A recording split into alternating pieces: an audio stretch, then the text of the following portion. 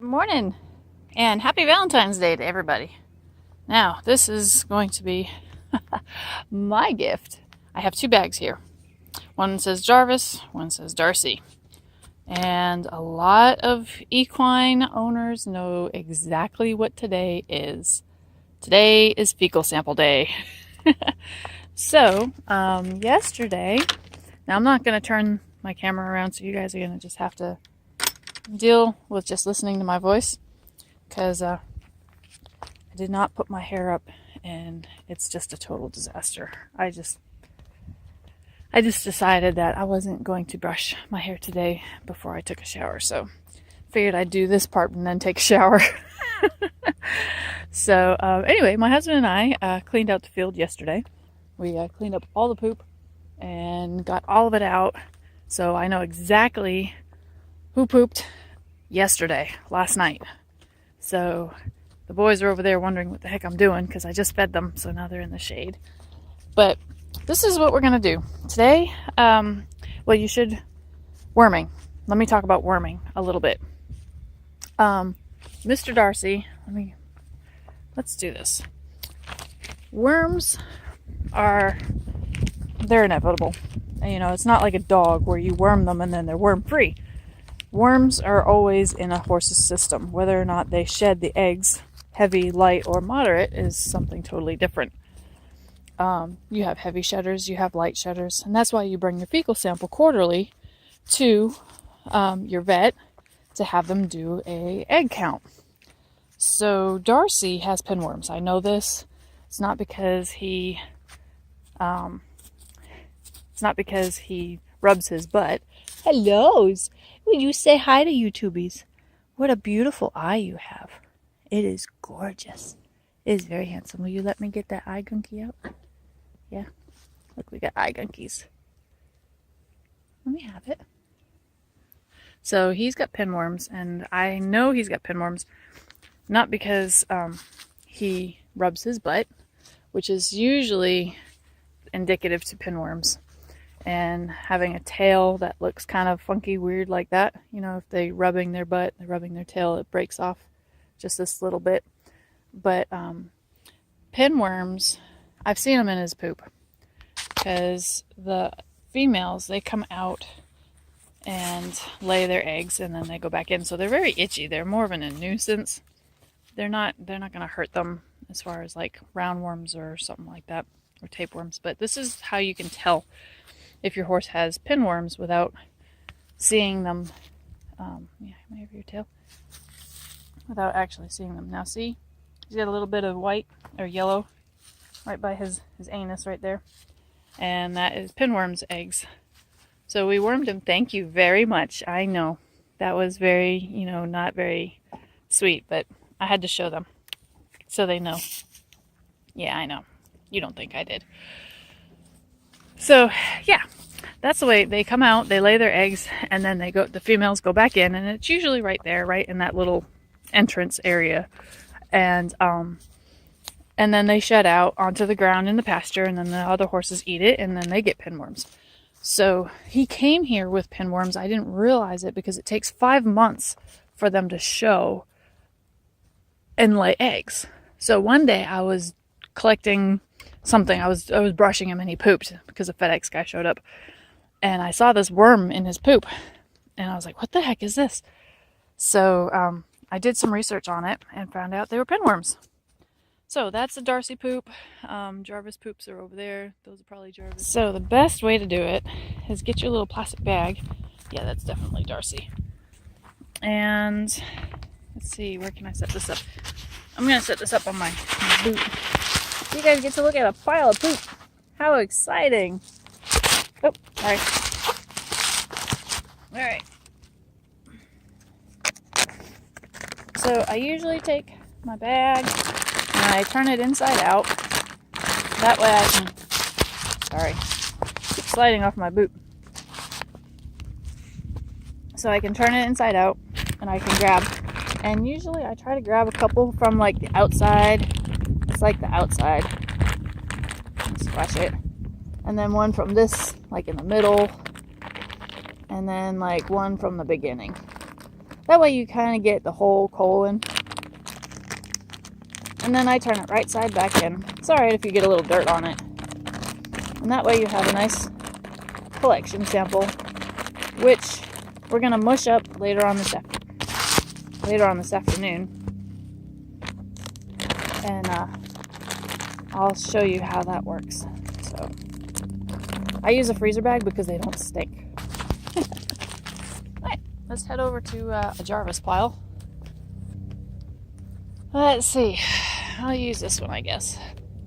No, I'm going to use this one over here because I know that's a Jarvis pile. He used to lay. I picked up some eggs out of the chicken coop today, and there was a hen sitting on the nest. So she was laying an egg. Alright. Let's try this one. Alright, this is definitely a Jarvis pile. So, again, take our bag, turn it inside out. So we can get a good sample. Alright. And let's see, we'll pick some from here. I know it's pretty gross. And we'll get one here. Go away, fly. And we'll get one from over here. Because we don't really need a lot. But the more you get around in the area, the better. So, alright, so we have Jarvis. He's a very light shedder. So I probably should grab another piece. Because I know he is a light shedder and I'll probably come up with nothing on this one.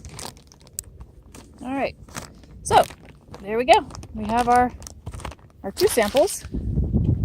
Now we'll put them in the refrigerator, and I gotta do some work, put in some orders, and then I'll make a part 2 on what to do with this.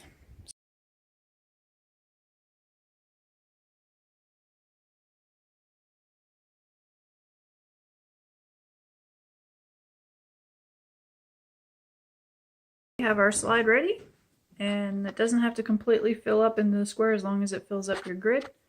Now, let's very carefully bring this over to our, don't mind the dog beds and the dog toys.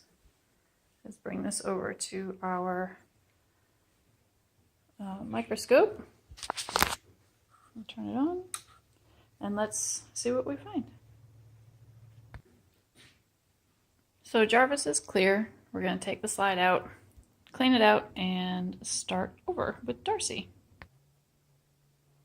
All right, we have Darcy's already. Let's bring it over to the dedicated pooping. This is not for you. That was Eeyore. Apparently it smells funny. The dedicated pooping analysis room is what my husband calls it. All right, let's see what we can find. Okay, so I'm going to try to do this as carefully as I can. My pointer, without trying to move, is on an egg. Let's see. It's hard for you guys to see it. There we go. Now we're focused. Oop. So that's an egg. That's what we're looking for, is a bunch of those. Now there's some up there, but we're not going to count those because they're outside the line. So those ones you don't count. The only ones you count are the ones that are inside the lines. So that is a Strongle egg, and Darcy's a pretty big shedder of those. So he'll get wormed. Let's see if I can zoom in just a little bit more so you guys can kind of see it a little bit better. There. There you go. Pretty teeny tiny thing.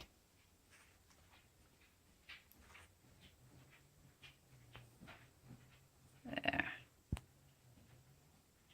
See if I can get a picture of that little guy. There. All right, so let's finish and we'll finish counting.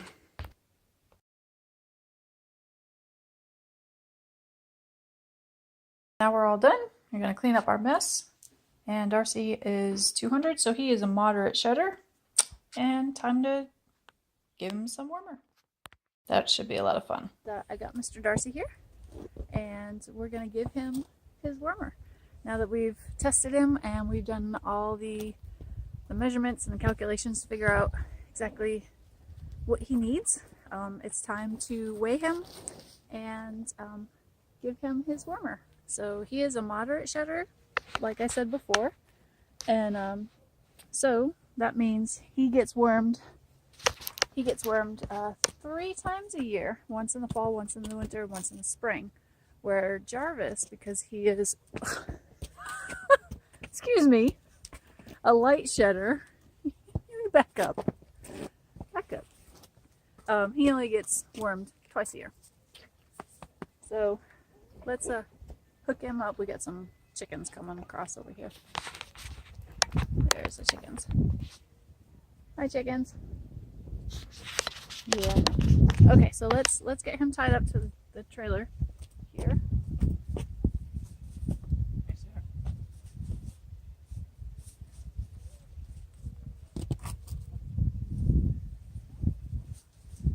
Now, I'm sorry if it's a little windy, but it's a little windy today.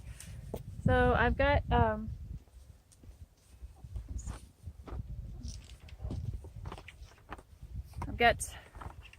this is for his little pinworms, and this will take care of everything else that he's going to need. So I've got 2, one for let's see, 1,200 pounds, and then the other one we adjust it to give him like the other extra, because he was like 1,500 pounds last time. So we're going to tape him, and I'll show you exactly how I do that. Okay, so now we're going to tape Darcy. And my fingers, I have Raynaud's, so my fingers are really cold. So this is just a standard, tape. And on one side it's hands high, and the other side is a weight.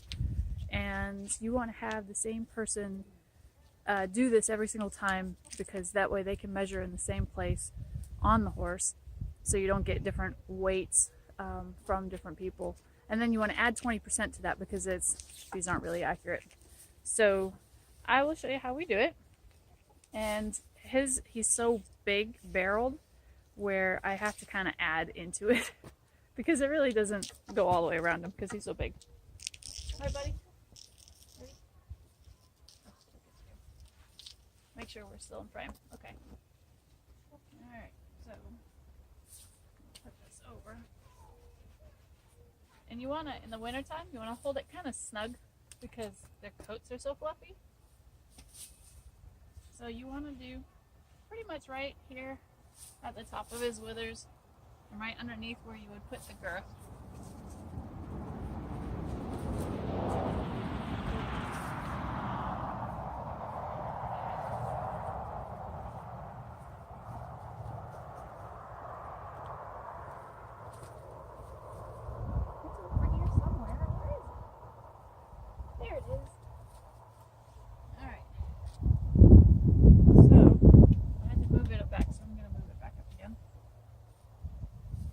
Make sure that they're square. Very good. Very good. Okay. So he is about, let's see, you're holding your breath. Stop holding your breath. You just went up 300 pounds. Stop holding your breath. You standing square? Okay, you're good enough. Alright, so there's 1,200. He's 1,200 pounds on here, so I'm going to add 20% to that, and that should give me the appropriate figure.